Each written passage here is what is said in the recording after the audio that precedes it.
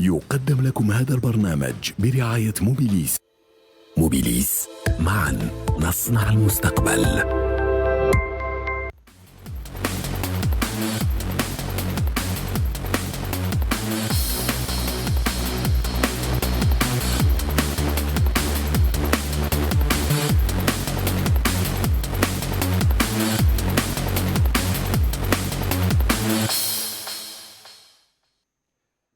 Madame, Monsieur, bonsoir. Et bien heureux de vous retrouver pour un nouveau numéro de Stade 24. Merci de nous faire confiance et d'être avec nous. Toute l'émission va tourner autour des équipes nationales, mais on parlera également de l'événement qui a marqué la fin du week-end. En d'autres termes, le tirage au sort du championnat d'Afrique des Nations des locaux. On reviendra sur le cas Belaïli. Quel gâchis pour ce joueur. Et puis on terminera avec les académies de la Fédération algérienne de football, notamment l'académie de Belabès. Avec nous aujourd'hui, eh bien, M. Ould Ali, entraîneur des U23 de l'équipe nationale. M. Ould Ali, bonsoir. Bonsoir. Merci d'être avec nous. Je rappelle, objectif, c'est le championnat ou la Coupe d'Afrique des Nations que va abriter le Maroc avec un objectif, se qualifier pour les Jeux Olympiques. Donc vous êtes en pleine préparation et ça se joue sur 2023. À vos côtés, notre spécialiste, Sidi Ahmed Khaddis. Bonsoir Sidi Ahmed. Bonsoir Mamar, bonsoir à notre invité et à tous nos amis téléspectateurs. Et bien voilà, le décor de l'émission est planté. Sans plus tarder, l'événement de Stade 24.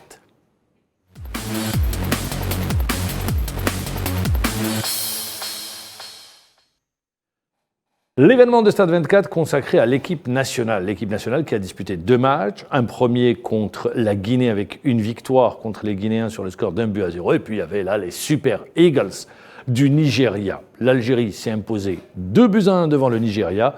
Retour sur ce deuxième match et sur le rassemblement du mois de septembre. Un sujet signé Sidi Ahmed Khaddis.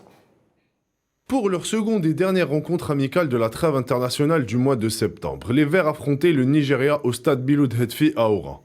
Ce stage du mois de septembre finit bien pour l'Algérie. Le N s'est imposé contre les Super Eagles 2-1, notamment grâce à un joli but de Youssef Attal de retour dans le 11 de départ et un Ismaël Ben Nasser égal à lui-même. Le sélectionneur national se dit rassuré et satisfait de ce rassemblement du mois de septembre et des 2 victoires enregistrées qui vont redonner confiance à ce groupe en pleine reconstruction. Après 2 victoires en 2 matchs lors de cette trêve internationale, les Verts gagnent 4 places et se hissent à la 37e place au classement FIFA. Le sélectionneur national a fait part de son souhait que la fenêtre FIFA de novembre prochain soit mise à profit pour programmer 2 matchs, précisant que rien n'a été encore conclu au sujet d'une probable confrontation face à la sélection de Suède. L'objectif est de poursuivre le travail de reconstruction et de préparer la double confrontation contre le Niger en mars prochain en vue de la 3e et 4e journée des éliminatoires de la Coupe d'Afrique des Nations.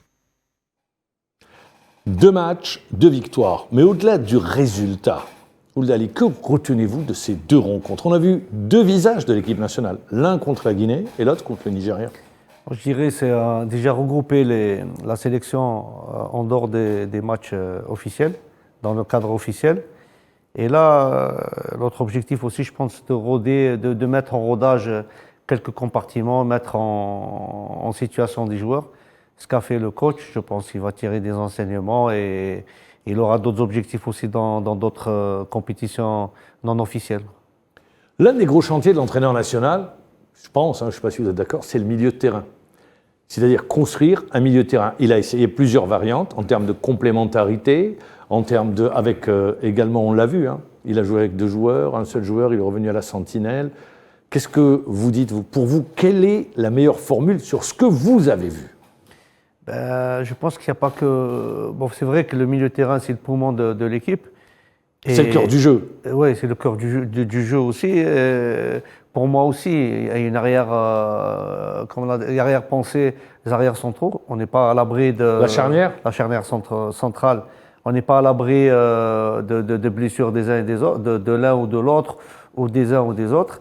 Donc c'est un chantier compliqué il n'y a pas que le milieu de terrain. C'est vrai que les meilleures formules dans des équipes, quand on a un milieu de terrain,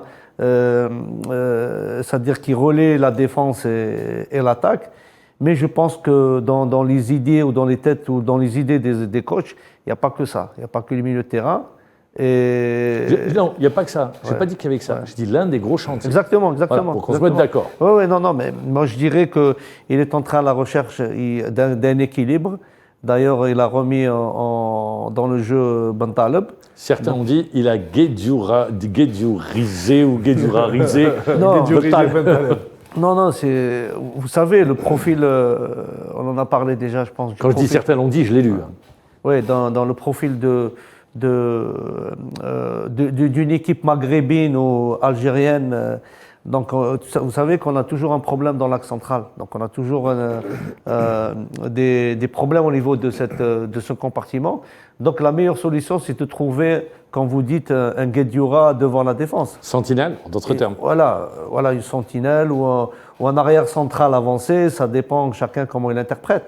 Donc, on va dire, c'est l'un des stratégies des équipes nationales nous concernant, quoi. Il y a une action qui vient vraiment conforter ce que vous dites, c'est le tacle salvateur de Bentaleb en fin de match face à la Guinée. Face à la Guinée, ça. Le défenseur central étant pris par le dribble de Guirassy, c'est Bentaleb qui fait l'effort et qui est juste devant ses défenseurs, qui vient pallier à l'absence de cet axial. Je pense que c'était Mandy, il avait fait la différence sur Mandy. Et tout de suite, il vient apporter son soutien, il tacle le ballon. Ça vaut pratiquement un but, le tacle de Bentaleb, parce que Guirassy avait le but grand ouvert, il allait marquer. Donc je pense que c'est comme il l'a dit, et il y a des joueurs qui ont gagné des points sur ces deux rencontres. Il y en a qui vraiment, aujourd'hui, sur ces deux rencontres amicales, sur ce rassemblement du mois de septembre, beaucoup de joueurs ont gagné beaucoup de points. Et je pense que Belmadi l'avait dit. À qui vous pensez ? Alors, tout d'abord, Zarba, qui fait 2 bons matchs. Il me semble qu'il a marqué. Il a marqué en plus. Il a été marqué buteur dans le championnat. Un joli but. Il s'est installé. Zarba. Oui. Il s'est installé aujourd'hui. Il prend de la confiance. Mais c'est bien. Parce que c'est un gardien qui, aujourd'hui, est arrivé à maturité. Il a l'expérience voulue. Et il l'apporte. Aujourd'hui, on le voit. Il parle beaucoup. Il est présent. Il anticipe sur le jeu. Donc, Zarba, il a gagné des points pour moi sur ce rassemblement. Si demain, Mboulhi ne doit pas être là, c'est quasi certain que Zarba sera dans les buts. Pourquoi vous ne dites pas, aujourd'hui, Mboulhi, il est dans une équipe de Ligue 2, il vient de reprendre la compétition, Zarba est en pleine confiance, il a marqué, c'est pas son rôle. Oui. Il a été juste dans ses interventions. Il n'en a pas eu beaucoup, notamment contre la Guinée, mais également contre le Nigeria. Une seule petite erreur face au Nigeria, mais très vite rattrapée. Très bien. Donc, il est en train de s'installer. Peut-être qu'il est en train de déloger Mboulhi. On peut le voir comme ça, oui. D'autant plus que la prochaine échéance est assez lointaine. Mboulhi n'est plus tout jeune, mais Mboulhi reste important dans le groupe. Oui, il est là. Il est là. C'est comme certains l'ont qualifié, c'est une légende de l'équipe nationale. C'est vraiment une légende. Donc, vous avez parlé de Zarba. Moi, je dirais également, on l'a dit, Bentaleb. On a également Ounas. Quand il est en forme, il apporte cette vitesse, il apporte cette percussion. Après Zarba, on va aller au premier compartiment de l'équipe, juste après le gardien de but, c'est les défenseurs. Touba. Merci. Il y a un joueur qui vraiment gagne en confiance. À chaque fois qu'il rentre, les prestations, il est égal à lui-même. À chaque fois, il donne le plus escompté. Qui joue à gauche ou dans l'axe, toujours le même. Il y a une certaine régularité et il y a vraiment cette, je pourrais dire, intelligence tactique chez Touba qui lui permet de pouvoir s'installer dans cette défense centrale. Et pour le reste, c'est ce que vous avez dit, Ounas et Bentaleb, et sinon Ben Nassar égal à lui-même. Je me tourne vers vous, M. Oulali. L'entraîneur national, il va avoir des difficultés. Ces joueurs manquent de temps de jeu dans leur club. Ouais. Il a fait le dernier match, il joue un quart d'heure. Mandy avec Villarreal ne joue pas. Également, Attal, il est revenu, il a fait un super match contre le Paris Saint-Germain. Décisif. Mais c'est des joueurs qui n'ont pas beaucoup de temps de jeu. C'est problématique dans les sélections quand on a des joueurs qui n'ont pas assez de temps de jeu. Donc c'est des joueurs clés dans l'échiquier de n'importe quel. Mahrez, c'est un joueur clé. D'ailleurs, le premier match, il a fait rentrer remplaçant. Donc, il a testé, il y a eu 2 variantes. Il y a eu le match contre, il a testé de nouveaux joueurs, il voulait voir. Pour moi, je dirais que c'est une revue d'effectifs. Oui. C'est une revue d'effectifs aussi. Je dirais c'est un nouveau projet qui se met en place avec des variantes, avec des joueurs à qui il a donné un temps de jeu. Voilà, c'est la vie d'une sélection. Donc vous parliez maintenant, je reviens au temps de jeu. Dans le temps de jeu, c'est problématique. Mais ça reste des joueurs importants dans une sélection. L'esprit l'esprit sélection et l'esprit club, c'est pas pareil. Je pense pour ces deux joueurs, Mandi et Mahrez, donc sur 1 ou 2 matchs, ça va pas se sentir. Mais si sur le long terme, si sur un championnat où manque de préparation, manque de matchs, ça peut se ressentir. D'autant plus, alors l'entraîneur, il cherche encore des matchs. Hein. Oui. Il veut encore des matchs sur une fenêtre au mois de novembre qui pourrait s'ouvrir. Parce que le mois de novembre, messieurs, on est à 48 jours ou 49 jours. 49 jours de la Coupe du Monde. Du début de la Coupe du Monde. Il n'y a plus de date FIFA, c'est fini. Donc, Et le calendrier de l'équipe nationale n'est pas chargé. Il n'est pas chargé. On ne participe pas à la Coupe du Monde, donc les joueurs seront là pour le rassemblement. Je pense qu'il voudrait aussi avoir 2 matchs pour pouvoir donner encore plus de chance à d'autres joueurs. Parce que comme on l'a dit tout à l'heure, Mohamed Jebol, des joueurs ont gagné des points et il y en a d'autres qui en ont perdu. C'est-à-dire que quand on voit les prestations, je pense tout de suite à un joueur comme Zargan. Zargan qui vraiment il est en perte de vitesse flagrante depuis le il n'arrive dernier pas à match. s'installer. Oui, il n'arrive pas à passer ce cap qui lui permet d'être titulaire en équipe nationale. On le voit, les prestations sont vraiment mitigées. Il n'arrive pas à se retrouver au milieu de terrain. Donc vraiment, il y a des joueurs... Je ne sais pas si vous partagez cet avis, messieurs. J'avais l'impression qu'il était un peu perdu au milieu sur la première mi-temps. Et on débarque dans une sélection, il y a Zerrouri et Benassar. Donc il faut les déloger. Donc c'est un cap, à franchir. Il a joué avec Zerrouri Benassar. Donc puisqu'il a été remplacé par. Il y a eu Ben Debka aussi, qui était un peu en dessous par rapport à ce qu'il avait montré en Coupe arabe et en Coupe d'Afrique. Après, il y a les leaders. Au milieu de terrain, il y a des leaders. Donc il débarque dans une structure où il y a 2 leaders, Zerrouri et Ben Nassar. Comme on l'a dit, c'est un cap à franchir. Là, c'est une étape. Je pense avec plusieurs matchs, avec plus d'expérience, il aura son mot à dire dans ce groupe. Oui, parce que la qualité... Il évolue en Belgique. Oui. Il évolue en Belgique actuellement. Oui. Est-ce que vous ne pensez pas que c'est un joueur, s'il veut élever encore son niveau de jeu, il faut qu'il change de championnat. Aller vers l'un des 5 grands championnats.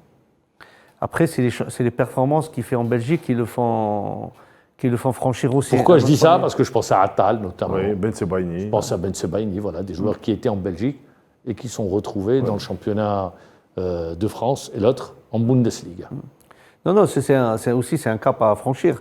Les Européens, les 5 meilleurs championnats, ils recrutent les joueurs à partir des performances dans les clubs et aussi des performances dans les championnats européens. Et le championnat belge, c'est un tremplin. Ouais, c'est un tremplin. Beaucoup de clubs des 5 grands championnats vont piocher dans le championnat de Belgique, dans la Super League. On a des joueurs dans le championnat. On a Kadri qui est dans le championnat belge. Il y a eu Loussif qui est passé, mais qui a fait un tour et qui est revenu à la case départ. Ouais. Après, il y en a qui ont réussi à s'exporter. Je dis bien sur les grands championnats, puisque vous parlez de leur performance. Aujourd'hui, l'entraîneur national sera avec des certitudes sur ces 2 stages. Des certitudes aussi qu'il faut qu'il confirme dans les prochaines fenêtres FIFA. Parce que la prochaine compétition officielle, c'est au mois de mars. Mois de mars, oui. Donc, double confrontation face au Niger. Il faut qu'au mois de mars, il a déjà une visibilité par rapport à l'effectif ou à l'équipe, on ne va pas dire à 100%. Parce qu'il n'y a pas de vérité dans ce qu'on fait dans les sélections ou dans les clubs. Donc moi, dans sa tête, il a déjà à 80% ce qu'il doit faire en mois de mars, et éventuellement avec un suivi permanent des performances du joueur dans le club. La Coupe du Monde sera passée par là. Ouais. Et il y aura la Champions League européenne, pour les joueurs qui jouent la Champions League européenne. Je le rappelle. Et l'Europa League également. L'Europa League, il ne faut pas l'oublier. Tout à fait. Il y a des joueurs algériens engagés en Europa League. Il y a un joueur qui est en train de disparaître des écrans radars. Je vais revenir sur les satisfactions. Ben Nassar, au-dessus du lot. Wow. Au-dessus du lot. Le meilleur. C'est une exception. Il est exceptionnel. Moi, je dirais le meilleur en sélection. Parce qu'il joue dans un grand club. Il fait des grands matchs. Donc c'est normal qu'on retrouve ses performances, qu'il fasse des meilleures performances en sélection. Non, mais même au niveau mondial, il est en train de s'installer. Il est au bilan. Beaucoup de clubs parlent de lui. Dans Première Ligue. Hein. Oui. Et Manchester United s'était positionné. Donc c'est quelqu'un vraiment qui est en train de s'installer au niveau mondial. Il y en a un qui disparaît des écrans radars, c'est Boudaoui. Oui. Boudaoui, qu'on ne retrouve plus. Lui qui était arrivé très jeune, mais qui est en train de se perdre sur ses dernières prestations, blessures, il n'arrive pas à revenir, il est plus titulaire. Repositionnement, donc il est en train de se perdre. C'est les mauvaises performances ou les manques de performances dans le club, ça se répercute sûrement en sélection. Ouais. C'est normal. La sélection, on va dire une sélection, on recrute un joueur sur des performances dans son club. Donc c'est normal qu'il n'ait plus ou qu'on ne le convoque pas dans la sélection. Alors, autre événement, cette annonce qui a été faite, elle était forte cette annonce, l'Algérie candidate pour l'organisation de la Coupe d'Afrique des Nations 2025, puisque la Guinée s'est vue retirer la compétition par la Confédération africaine de football. L'officialisation de la candidature algérienne, on écoute le ministre des Sports, M. Sebgeg.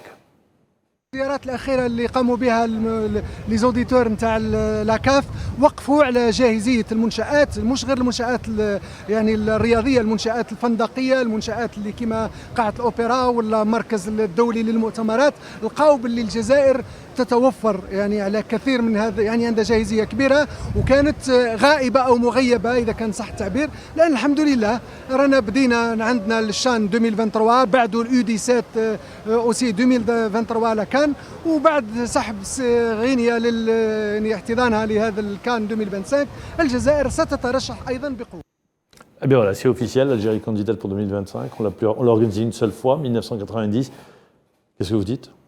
Il faut organiser ce genre de compétition parce que ça va dans le développement de notre football et ça doit être parce que organiser un événement pareil, il y aura des conséquences après. C'est plus moi je verrai dans l'enthousiasme et futur développement, pourquoi pas. Et ça arriverait au bon moment. Oui. Réception de stade. Ouais. L'été, ça pourra jouer comme en Égypte en 2019, c'est-à-dire au mois de juillet. Oui. Toutes les conditions sont réunies pour que l'Algérie puisse abriter cette Coupe d'Afrique des Nations. Ça aura une répercussion autre que sportive sur l'aspect économique. Ça sera d'autant plus que l'Algérie va organiser le CHAN. Ça sera peut-être une grande répétition avant la Coupe d'Afrique. Donc il y a moyen de faire valoir ce qu'on a aujourd'hui comme infrastructure.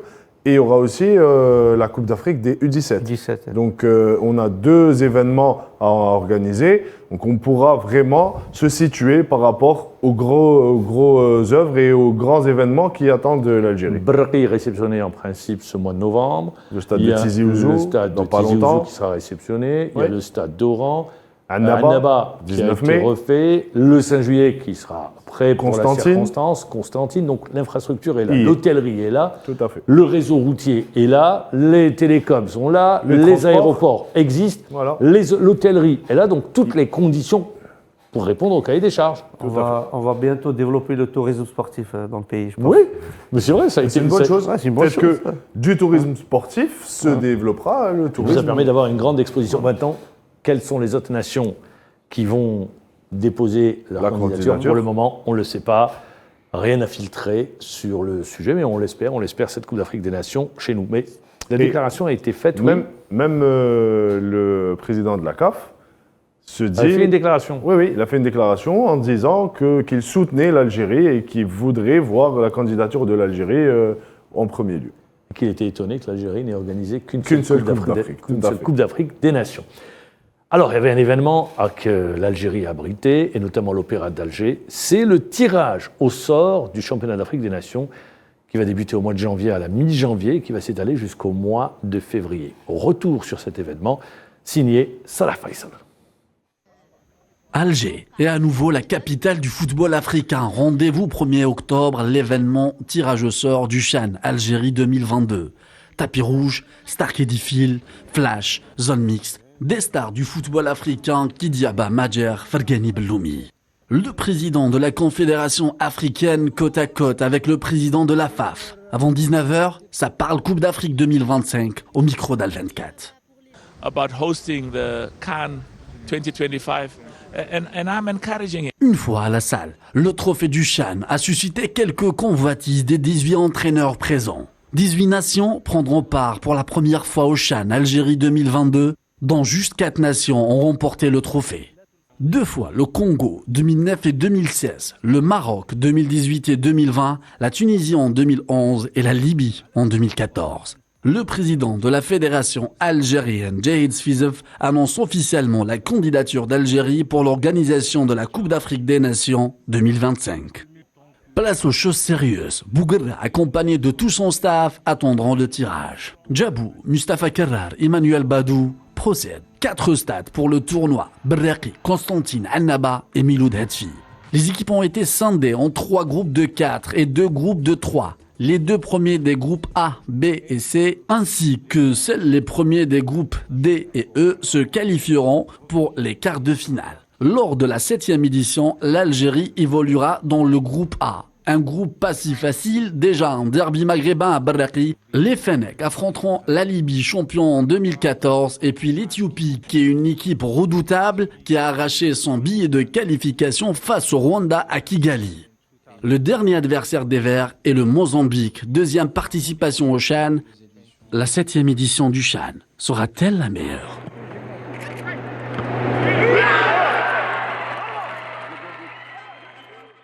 C'est un bon tirage. C'est un bon tirage. C'est un bon tirage. En plus de ça, on joue chez nous. J'ai suivi un peu le parcours de cette sélection.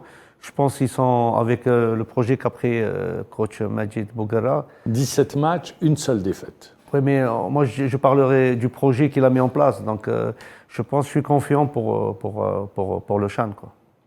Premier adversaire, bon, ça devrait être La Libye. Ça devrait passer. Il y a seule la Libye qui pourrait nous contrarier, qui a déjà gagné le championnat d'Afrique des Nations des locaux. Mozambique et l'Éthiopie semblent à la portée comme ça, hein, dans un premier temps, sur le papier, à la portée de l'Algérie. Grosse difficulté, il va falloir gérer ce mercato d'hiver. Exactement. C'est là où réside vraiment la difficulté pour cette catégorie et pour le CHAN. Donc si il va y avoir du mouvement pour certains joueurs, et si ce n'est pas des moindres, si c'est des joueurs clés dont Majid Bouguerra a l'intention de s'appuyer dessus, je pense que ça va lui causer pas mal de soucis. Donc la difficulté vraiment, c'est de gérer ce mercato et d'espérer qu'aucun de ces joueurs ne soit partant pour une autre destination. Stabilité d'effectifs. Je pense que c'est faisable avec cet effectif parce que c'est la fin janvier, la fin de la mi-janvier. compétition. Mi-janvier. Ouais. Oui. Et bon, il a vécu, je pense, un bon mercato en été parce qu'il y a beaucoup de retours. Et là, c'est le problème que rencontre, je pense, le coach par rapport au départ. C'est pour ça que je parlais de stabilité d'effectifs. Donc, obligé de garder ses joueurs. Allez, on va écouter l'entraîneur national, Majid Bouguerra, sur le tirage au sort. Je vous ai dit il y avait du travail à faire. Et en ce qui concerne cette compétition, on va la prendre match après match. Comme je l'ai dit, toutes les équipes partent au même piédestal. Voilà, le plus important, c'est de gérer les matchs après match et les jouer comme une finale. Et on ne va pas commencer à s'enflammer, même si c'est chez nous. Il faut respecter le football, il faut respecter les équipes, et il faut respecter notre travail et surtout comment on va aborder chaque match. Donc laissons la compétition débuter, jouer le premier match et on verra plus si on sera prêt ou pas. C'est répression, pas du tout, au contraire, trop content parce qu'on joue au Fibledna, on sait qu'on aura nos supporters derrière nous. Et voilà, c'est une belle compétition, c'est tout bénéfice pour tout le monde, surtout pour les joueurs. Ça leur permet d'avoir une exposition aux yeux du sélectionneur A, aux yeux des clubs européens. Donc non, on le prend justement positivement. Pas encore, là bientôt, là je vais y aller. Mais j'ai vu les images, un stade magnifique, c'est pour ça que je suis fier de faire une compétition dans les nouveaux stades de mon pays. En tant que joueur, j'ai toujours rêvé, en voyant les travaux des stades, de mettre un pied là-dedans. Je le ferai en tant qu'entraîneur. Et je sais que ça va être, Inch'Allah, la plus belle chaîne. Eh bien oui, puisque c'est l'équipe nationale A' qui va inaugurer ce stade, le nouveau stade de Berraqi. On continue avec les réactions de joueurs, avec 2 grandes stars du football. Celui qui incarne bien la génération de 1982, l'Akhdar Belloumi, et puis également Djabou, rappelez-vous, buteur lors de la Coupe du Monde 2014 contre l'Allemagne. بدون شك يعني ان شاء الله هذا لوشان كما تعرفوها شامبيونات دافريك لازم في ارض الميدان تاعنا لازم نفوزوا بها وهذا طبعا عندنا امكانيات على حسب المباراه الوديتين هذه اللي شفناهم يعني ان شاء الله يكون في القمه ويشرفوا وياكدوا باللي الجيري توجور بطل. هذه فرصة كبيرة جدا للشباب للفوز بهذه الكأس الافريقيا للمحليين. عندنا فريق جيد وان شاء الله عندنا كل الامكانيات لكي يفوزوا بها ونعطوا فرحة اخرى للشعب الجزائري ان شاء الله. ولاشان هذه مليحة، هذه لاشان عندنا اللاعبين مليح، مدرب في المستوى، وان شاء الله في النظام نكونوا في المستوى وفي النتائج. من 2000 شاركنا 2012 2011 في السودان، من هذيك حتى دوكا اليوم الحمد لله راح تكون الدوره هذه هنا في الجزائر، وانا نظن باللي الجزائر يعني وفرت كل الامكانيات ان شاء الله باش تكون دوره ممتازه ان شاء الله. ونظن ثاني انه الفريق تاعنا ان شاء الله مع المدرب بوغرا ان شاء الله عندنا حظ كبير باش نفوزوا بالبطوله. Bien évidemment, Belloumi, Madjer et le capitaine Fergani ainsi que Djabou. C'était les réactions sur le tirage au sort. L'organiser à domicile, ça n'ouvre pas automatiquement droit à la victoire finale. Hein. Je le répète, c'est...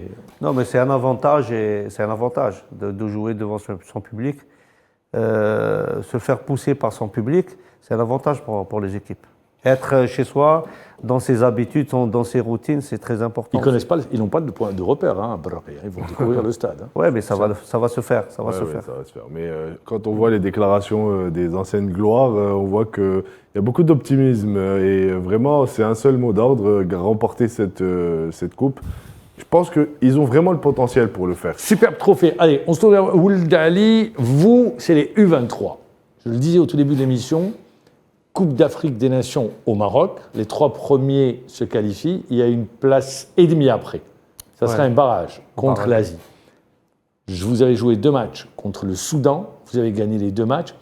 Jouer 2 matchs contre le même adversaire, ça aide. C'est comment vous percevez le même adversaire avec des joueurs différents. Voilà. Donc ça. En plus de ça, je pense qu'on n'avait pas le choix. Donc quand on cherchait des sparring partners, il n'y avait pas le choix. Donc on avait sollicité le Soudan qui avait répondu. On avait sollicité à l'occasion plusieurs équipes. Donc ils n'étaient pas prêts, soit ils étaient incertains. Donc on devait faire le match coûte que coûte. Donc pour un revue d'effectifs et voir et rappeler aussi les joueurs qui ont fait ces matchs, notre projet. Déjà le projet sportif qu'on avait initié déjà depuis le mois de mars, pour attirer votre attention, cette équipe-là, elle n'existe que depuis le mois de mars. Et parler aussi du projet de jeu qu'on a mis en place aussi, pour faire des rappels et partir dans 20 jours, on aura le premier match le 23 contre le Congo, la République du Congo à Kinshasa. Donc voilà, les mettre un peu dans le bain de cette compétition. Mais coach, moi je voudrais savoir par rapport à, quand vous dites revue d'effectifs, si on prend les débuts, quand vous avez commencé, il y a eu le tournoi Maurice Révélo, on s'en souvient.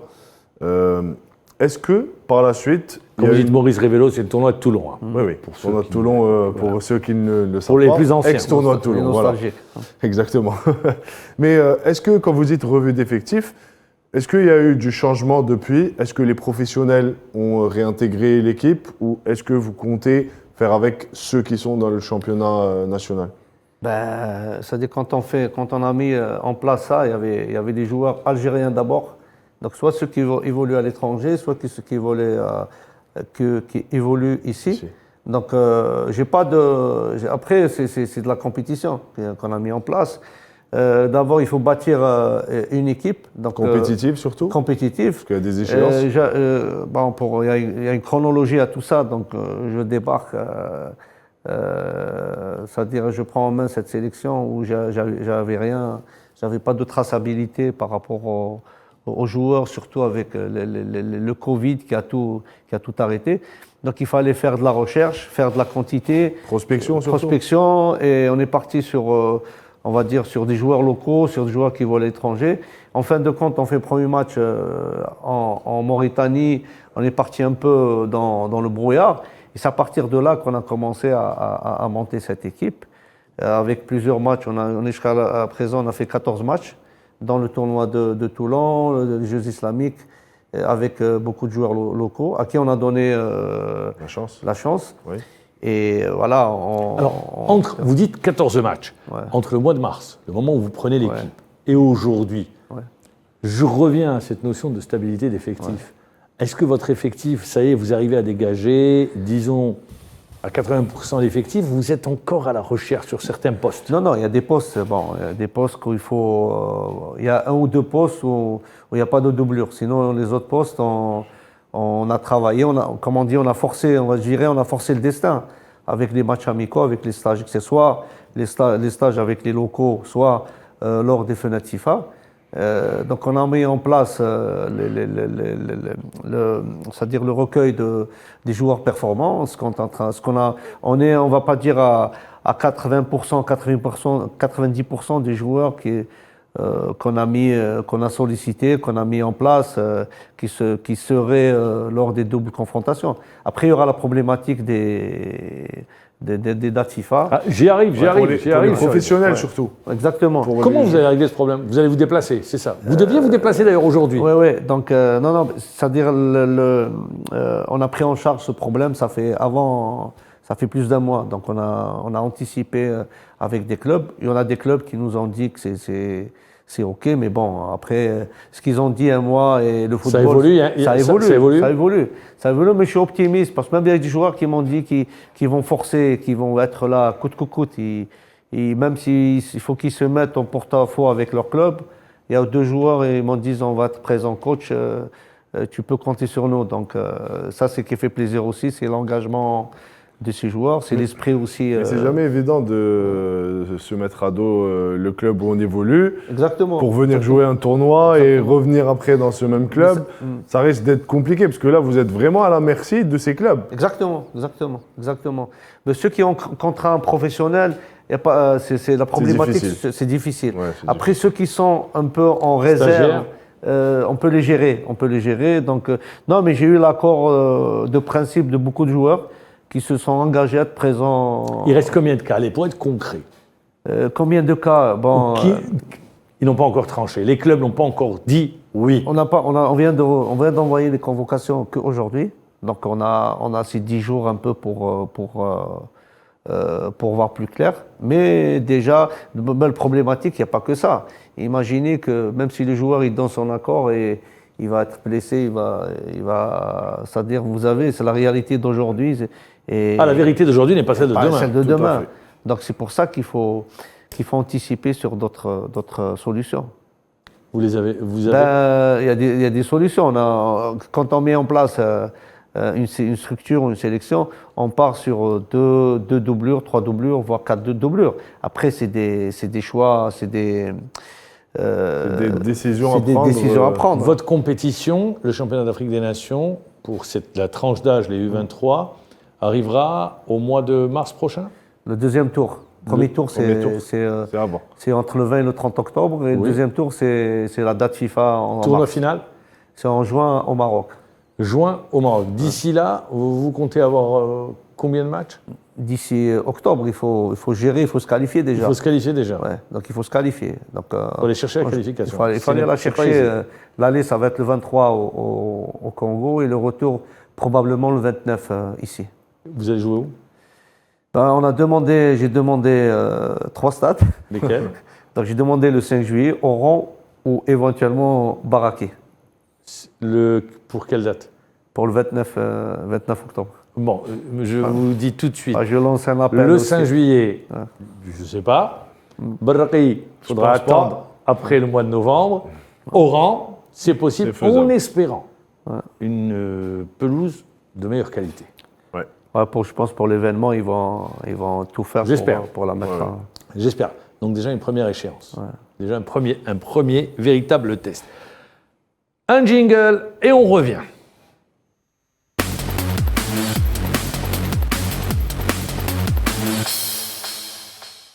Alors, sur la deuxième partie de l'émission, on va s'intéresser aux académies de la Fédération algérienne de football. Il y a l'académie de Khmis Meliana, il y a l'académie de Sidi Bel Abbès, il y a eu toute une polémique autour des académies.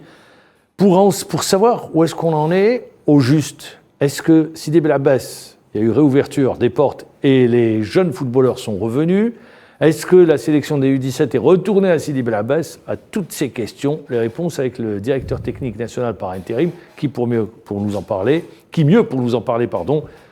M. Tawfiq Qureshi, qui est avec nous en direct. Tawfiq Qureshi, bonsoir. Bonsoir, maman. Merci d'être avec nous en direct, on vous a retenu ce soir. Tawfiq Qureshi, vous confirmez, Sidi Bel Abbès, les portes de Sidi Bel Abbès ou de cette académie sont de nouveau ouvertes? Les portes de Bel Abbès n'ont jamais été fermées. Ah ben c'est bien, puisque seulement on était dans une période de vacances, et juste bien sûr après la coupe arabe du 17, les joueurs ont pris quelques jours de vacances, et maintenant il y a un autre mode de fonctionnement de cette académie. Vous savez très bien que nous sommes à 6-7 mois de la compétition de la CAN U17. Donc, le coach national ne peut pas travailler avec 40 joueurs. Donc, il a fait un choix. Il a arrêté une liste de joueurs susceptibles de figurer sur la liste des joueurs qui vont participer à la CAN U17. Et il y a un autre groupe des niveaux je dirais un peu moyen, des joueurs peut-être pour une raison ou une autre n'ont pas progressé. Donc, ils vont rester à Bel Abbès pour continuer leur cursus de formation. Donc, dans un premier temps, le coach national a préféré se déplacer pour aller à Khmis Miliana, donc travailler avec les joueurs qui vont préparer la CAN. Le reste des joueurs vont rester à Bel Abbès pour continuer leur travail. Mais après une visite à Khmis Miliana, on va constater que le terrain... D'ailleurs, le choix de Khmis Miliana, parce qu'il y a un terrain en gazon naturel et la compétition se déroule sur du gazon naturel. Et c'est avéré que le stade ne pourra pas être prêt pas avant 3 à 4 mois. Donc, encore une fois, le coach national reviendra à Sidi Bel Abbès pour travailler et préparer la CAN U17 à l'académie de Bel Abbès avec le groupe qui n'a pas été retenu, et peut-être d'ici là, il y a des joueurs qui vont briller et qui vont rejoindre le groupe qui prépare la CAN U17. Très bien. Donc, encore une fois, M. Mammar, les portes de l'académie de Bel Abbès n'ont jamais été fermées. Alors pourquoi ce sit-in des parents? Pourquoi ce mouvement de protestation? Et on dit que c'est le ministère de la Jeunesse et des Sports qui a demandé la réouverture de Sidi Bel Abbès. Bon, moi sincèrement, je travaille avec le président de la fédération. Bien sûr, quand il y a eu comment dirais-je, les réseaux sociaux ont repris ce qu'une ou deux personnes ont dit sur cette académie qu'elle allait être fermée. Donc, le président m'a demandé des explications et j'ai lui expliqué le nouveau mode de fonctionnement de l'académie, c'est-à-dire que le coach national a choisi un groupe et l'autre groupe va continuer à travailler.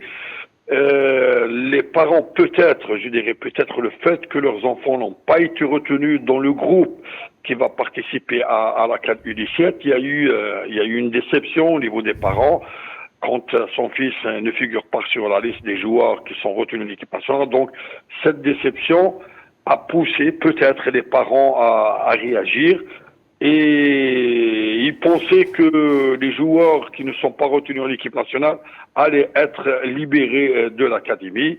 Donc c'est complètement faux. La fédération n'a jamais communiqué et n'a jamais dit que les portes, l'académie de Bel Abbès vont fermer. Moi-même, en tant que directeur technique national par intérim qui s'occupe des affaires techniques de la fédération, en plus de ma mission en tant que responsable de la formation, je n'ai jamais communiqué dans ce sens. Donc je ne sais pas d'où les parents ont ramené cette information que l'académie allait faire. Les officiels de la fédération n'ont jamais dit qu'on allait abandonner le projet des académies. Très bien. C'est Ahmed Khaddis. Monsieur Tawfiq Qureshi, bonsoir. Bonsoir, Cheikh Khaddis. Alors, moi j'aurais juste une petite question par rapport à tout ce qui s'est dit par les parents. D'ailleurs, j'avais vu le sit-in et entendu certains messages de certains parents qui disaient qu'ils avaient eu écho de l'intérieur de la fédération. L'instance qui dément aujourd'hui la fermeture de cette académie disait pendant 3 mois, la fédération n'avait rien fait et qu'aujourd'hui, à bientôt un jour près de la rentrée scolaire et de pouvoir figurer dans un autre club, la fédération annonce que l'académie sera fermée pour les raisons que vous avez annoncées il y a peu de temps. Donc aujourd'hui, qu'en est-il de cette réforme, je dirais, D'autant plus qu'on dit souvent que cette académie a été gérée de façon à ce qu'il y ait des échéances par la suite. Mais une fois que les échéances ne soient plus là, cette académie sera fermée. C'est-à-dire qu'aujourd'hui, le sélectionneur national a décidé de faire confiance à un groupe. Il ne peut pas travailler avec 40 joueurs pour préparer une compétition. Et quel sera l'avenir des autres joueurs? C'est la question que tout le monde se pose.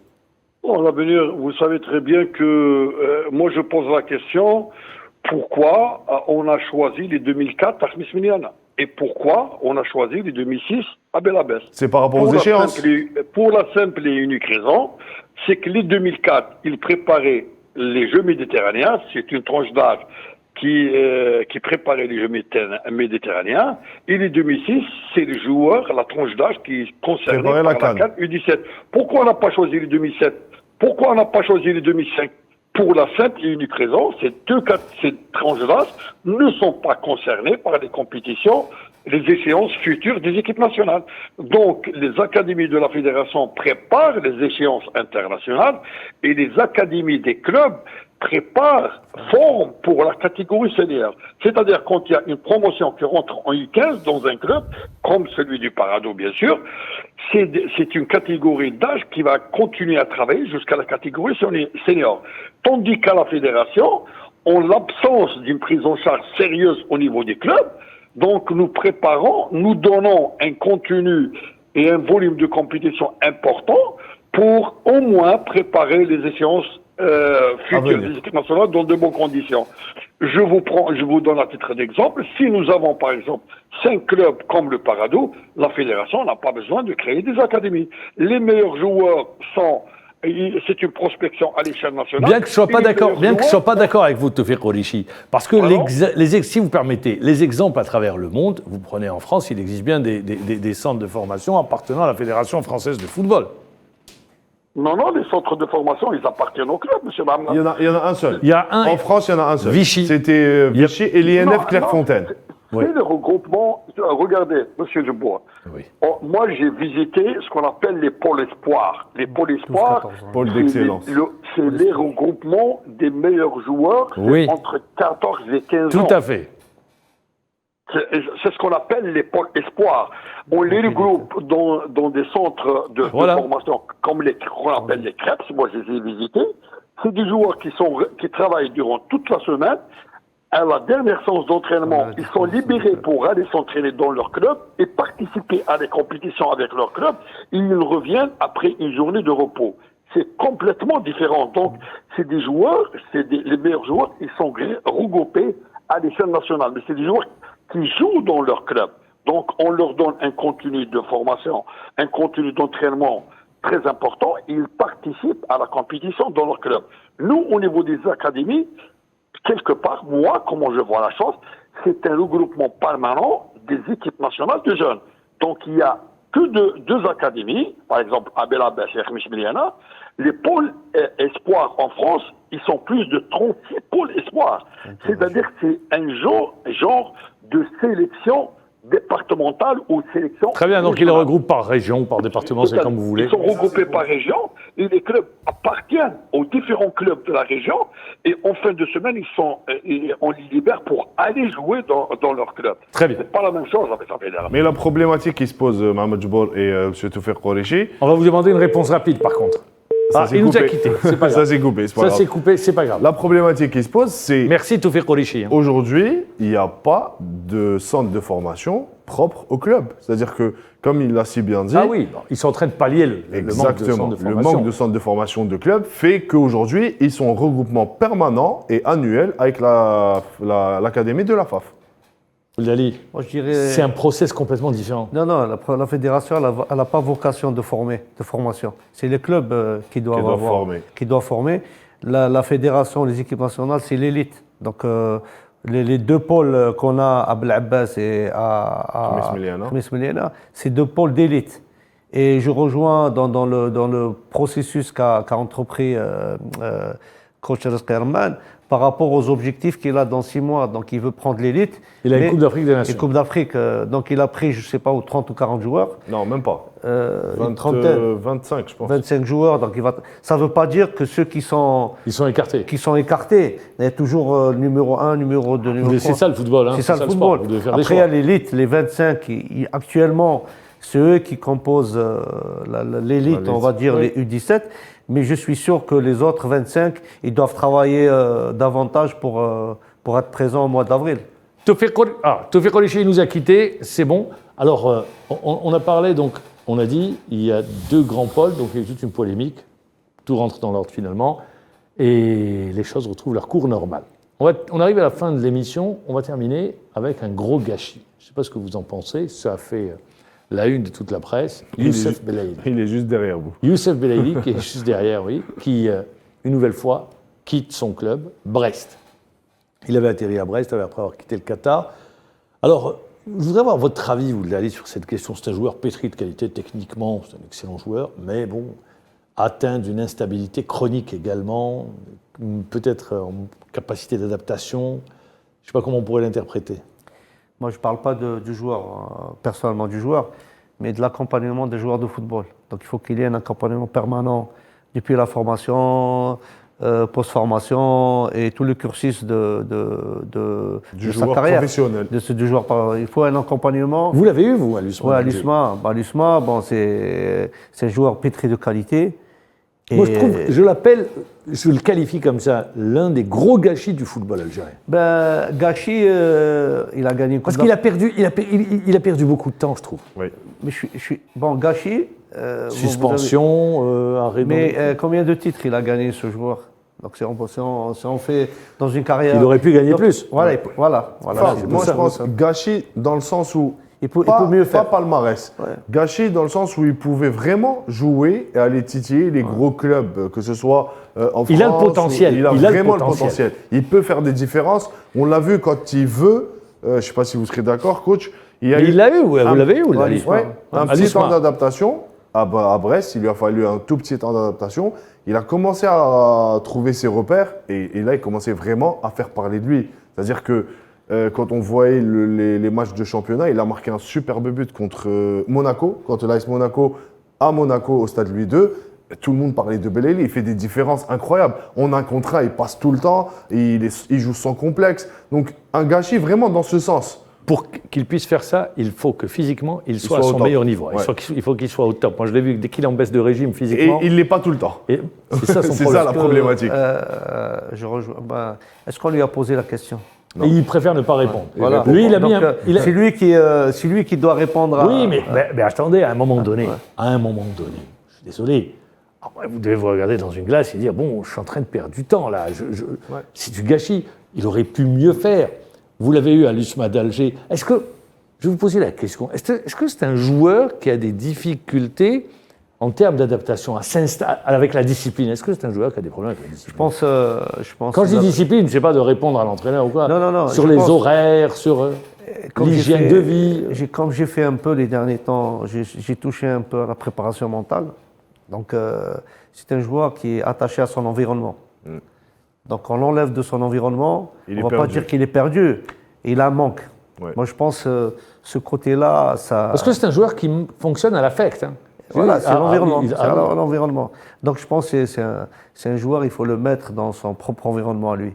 Est-ce qu'on pourra déplacer son environnement dans des clubs? C'est pas possible. C'est compliqué. Après, il faut lui créer, il faut être, comme j'ai dit tout à l'heure, il faut l'accompagner dans son carrière, donc il fallait une attention particulière. J'aime pas les comparaisons, mais je vais prendre 2 trajectoires parce qu'ils sont grandis en Algérie et ils ont été formés dans des clubs algériens. Vous avez un joueur comme Slimani, très fort caractère, battant, ne lâche rien, et on l'a vu, il s'installe là où il va. Et vous avez d'un autre côté, Belaïli qui, lui, au bout d'un moment… Fragile. Fragilité mentale. Oui, fragile. Vous parlez de problème d'adaptabilité. Donc, c'est 2 cas, on étudie les 2 cas… Diamétralement opposés. Voilà, exactement. C'est un qui s'adapte, il s'adapte à tout environnement, et un autre, il s'adapte peu aux environnements, donc il lui faut des changements, il est à la recherche de son bien-être. Ouais. Mais c'est là qu'on voit vraiment... Il était difficile. Je voudrais rester avec vous, je sais, bon, je ne vais pas vous demander les secrets d'Al Ousmane d'Alger. C'était un joueur difficile à gérer dans un groupe? C'est un joueur qui, comme vous l'avez dit, il passe à l'affectif. À l'affectif, il doit sentir la confiance de l'entraîneur? Exactement, confiance. Et s'il veut décider, s'il décide de gagner un match, il le fait. On l'a vu. Ouais. Quand il est au mieux de ça, physiquement, quand il est au top, il fait ce qu'il veut sur un terrain. Même en équipe nationale, pas qu'en club, en équipe nationale, en présence de Mahrez, qui est une superstar, en présence de beaucoup de grands joueurs, c'est souvent Belaïli qui fait les différences. En un contre un, il prend ses responsabilités, c'est lui qui débloque les situations. Mais c'est vraiment, technique, c'est leader exactement. Technique, Et ce que je voulais dire, c'est que on voit réellement l'importance du mental dans une carrière de footballeur. Quand vous avez fait la comparaison entre Islam et Youssef, et j'ai dit, il n'y a pas beaucoup les comparaisons, mais on peut les faire. Dans le même on peut les faire parce qu'aujourd'hui, c'est du concret. Les faits sont là, c'est du réel. On voit vraiment l'importance de la préparation psychologique et du mental dans la gestion de carrière d'un joueur de football professionnel. Islam, si on parle de qualité intrinsèque, entre Islam et Youssef, c'est pas le même poste, c'est pas les mêmes qualités, voilà, c'est pas le même profil. C'est pas le même profil du tout. Et quand on voit les qualités mentales d'Islam, c'est ce qui a fait qu'aujourd'hui, Islam perdure et joue encore en Europe à 34 ans ou 35 ans. Mais il faut pas, moi je dirais, il ne faut pas l'accabler. Non, sans l'accabler. Non, je ne parle pas de vous, Mohamed, parce que bon, il y a une campagne un peu... Ah oui, c'est vrai, il y a une campagne. Il a répondu. Ouais, il y a une ça sert à rien de l'accabler. Il a 30 ans, il a de beaux jours aussi devant lui. Il faut aussi l'accompagner parce qu'on a besoin de joueurs comme Belaïli. Où est-ce qu'il peut rebondir? Est-ce qu'il peut rebondir en Algérie? Peut-être dans l'environnement algérien, ça va le permettre. Quel club peut le prendre en Algérie? Allez, quel club? Mouloudia, CRB. Le Mouloudia et le CRB. Tout simple. Aussi simple que ça. Pas d'autre. Et moi, j'irai encore plus loin. Rapidement, parce est-ce que si Youssef signe en Algérie et qu'il puisse jouer la phase... le Chan. Exactement. J'allais y arriver. Est-ce qu'il peut être appelé par Majid et jouer le Chan? Il pourrait être sélectionné.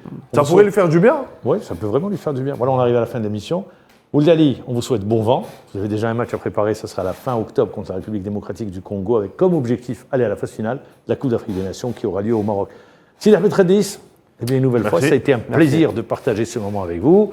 Stade 24, c'est terminé. On se dit au revoir, bonne soirée. Merci à toute l'équipe technique qui nous a accompagnés, à tous les caméramans qui étaient avec nous également pour cette soirée.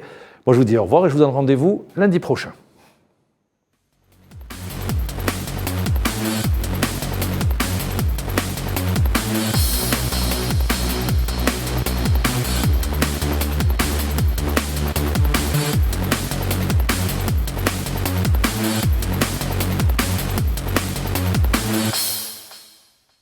قدم لكم هذا البرنامج برعاية موبيليس. موبيليس، معا نصنع المستقبل.